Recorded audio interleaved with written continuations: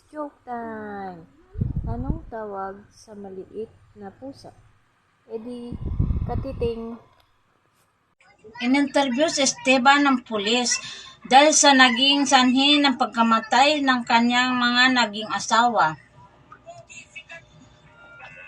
Esteban, anong kinamatay ng unang mong asawa?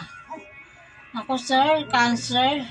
Saka nalason po ng kamuting kahoy.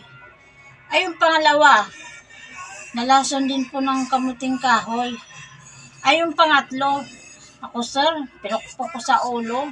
Ang hirap pakainin ng kamuting kahoy. Sa school, teacher, sino sa inyo makagagamit ng isang pangungusap sa Violet? Tumaas ng kamay si Juan. Ma'am, ako po. Sabi ng teacher, oh sige Juan. Na-snatch ang cellphone ko kanina, pero okay lang. I will buy ulit na lang. Di baling mahulog na sa putikan. Huwag lang sa taong ang baho ising kanal. Joke lang.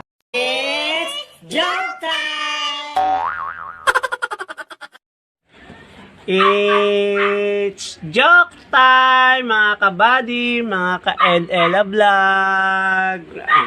Meron po ganito, mag-ama nag-usap. Sabi po nung ama sa anak, anak, ako lamang idadayo ng kwentuhan dito sa aking kumpare sa kabilang ilog. Ay, ikaw ay magsaing ha, at ikay magluto ng ulam. At ako mamaya ay uuwi, tanghali. Sabi po nung anak, tay, wala po tayong bigas. Sabi niya, wala din po tayong ulam.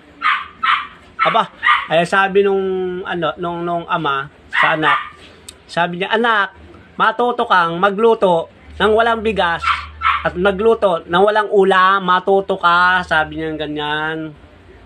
Ay di ngayon sabi, oh, paano na yun tay? Sabi niya, basta matuto kang magluto ng walang bigas at matuto kang magluto ng walang ulam. Ako'y aalis na ha.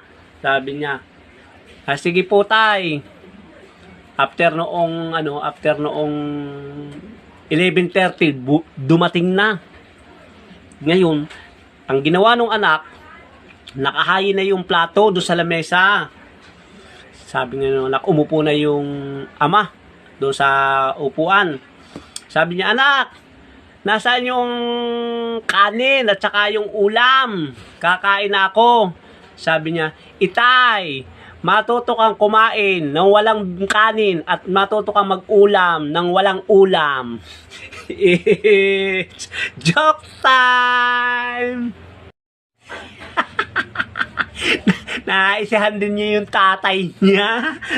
Matuto kang kumain ng walang kanin at matuto kang mag-ulam ng walang ulam. It's joke time!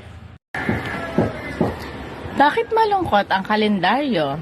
Kasi, bilang na ang araw niya. Anak, tawagin mo si tatay mo sa cellphone. Sige, Nay. Tinawagan ng anak. Nay, babae pong sumagot. Tama nga ang kutob ko. May babae talagang tatay mo. Eto Nay, nirecord ko, pakinggan mo. Sorry, you don't have enough load to make this transaction.